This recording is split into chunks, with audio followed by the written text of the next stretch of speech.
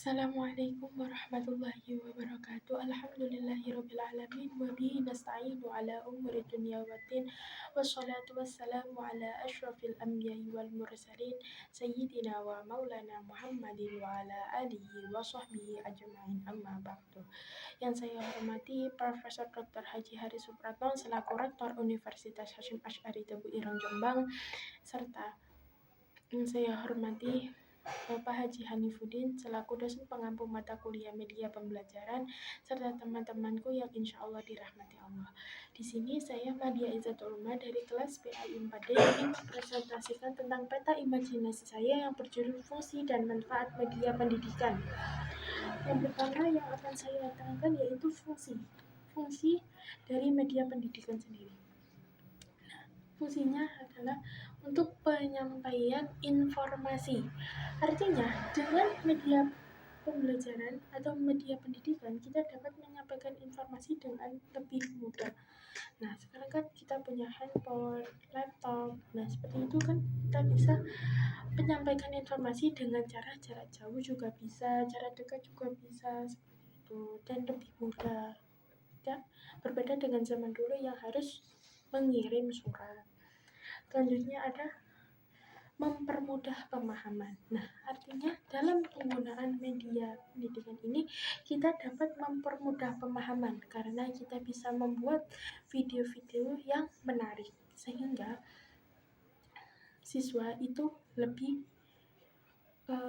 bisa mendengarkan apa yang kita sampaikan. Seperti kita bisa membuat PowerPoint yang menarik, game-game yang menarik. Nah, seperti itu. Jadi kita juga sebagai guru dengan penyampaian tersebut, kita juga ketika siswa kita mendengarkan kita, itu kita juga punya semangat tersendiri. Lain hal ketika kita menjelaskan dengan metode ceramah, tapi kita tidak mendengarkan apa yang kita sampaikan tadi, ataupun tidak paham, akhirnya kita mengulangi lagi.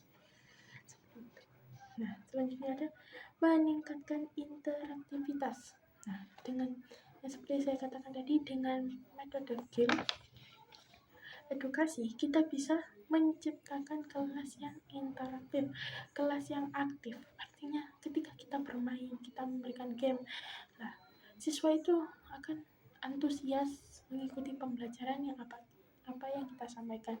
Itu lebih rajin untuk bertanya, lebih ingin tahu. Nah, itu yang dinamakan pembelajaran interaktivitas. Selanjutnya ada menghemat waktu dan tenaga. Nah, kita sebagai guru kan terkadang kita ketika metode ceramah, artinya kita harus mengeluarkan tenaga yang cukup banyak. Apalagi kalau yang kita terangkan itu tidak didengar, akhirnya kita mengulang terus, akhirnya kan tenaga kita habis. Nah, dengan cara media yang kita buat itu kita bisa menghemat waktu. Nah, mengapa sih kok dikatakan menghemat waktu? Karena ketika kita menerangkan, misal menggunakan PowerPoint, yaitu setiap slide kita terangkan. Nah, ketika slide itu habis kan sudah selesai.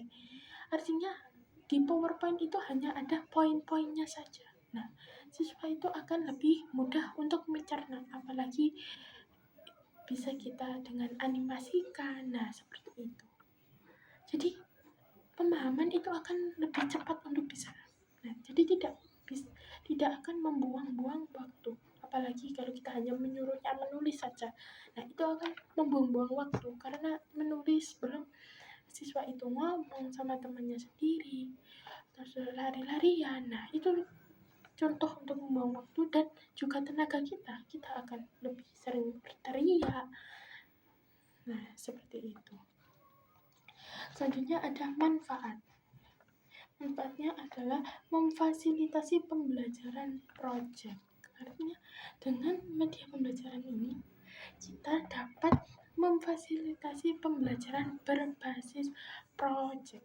Ya, yang seperti kita kata di kurikulum Merdeka ini kan ada yang namanya P5RA. Nah, seperti itu. Dengan adanya media pembelajaran ini kita lebih gampang untuk menerapkan P5RA tersebut. kita mungkin bisa membuat video-video, terus kita bisa menonton video memasak, akhirnya kita mempraktekkan ke siswa, nah seperti itu. Terus video-video kerajinan, kita bisa melihatnya dari YouTube, adapun media-media yang lain lah ya, pastinya. Dan lebih membantu kita untuk mencari referensi sebagai P5RA.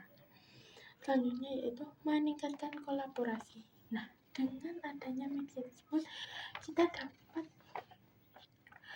mengetahui siswa mana yang aktif dalam bersosial. Nah, dengan adanya itu kita misal mengelompokkan. Nah, dengan adanya game, kita mengelompokkan antar siswa. Nah, itu kan akan terjadi kolaborasi, akan terjadi musyawarah antar sesama teman. Itu. Nah, selanjutnya yang terakhir ada mempermudah evaluasi. Nah, kan biasanya di akhir pembelajaran itu ada evaluasi. Nah, itu juga kalau kita menggunakan media itu kita gampang sekali untuk mengevaluasinya. Artinya kita tinggal membandingkan antara kita menggunakan media sama tidak menggunakan media. Itu pasti akan muncul evaluasi yang baru. Dan kita ketika menggunakan media ini tidak cocok ternyata. Nah, kita ganti yang lain. Itu namanya juga evaluasi. Seperti itu. Jadi dengan menggunakan media ini kita gampang sekali untuk mengevaluasi pembelajaran pada hari itu dan kita ganti dengan pembelajaran yang baru di hari berikutnya. Sekian dari saya. Apabila ada kesalahan kata, saya mohon maaf yang sebesar-besarnya. Wassalamualaikum warahmatullahi wabarakatuh.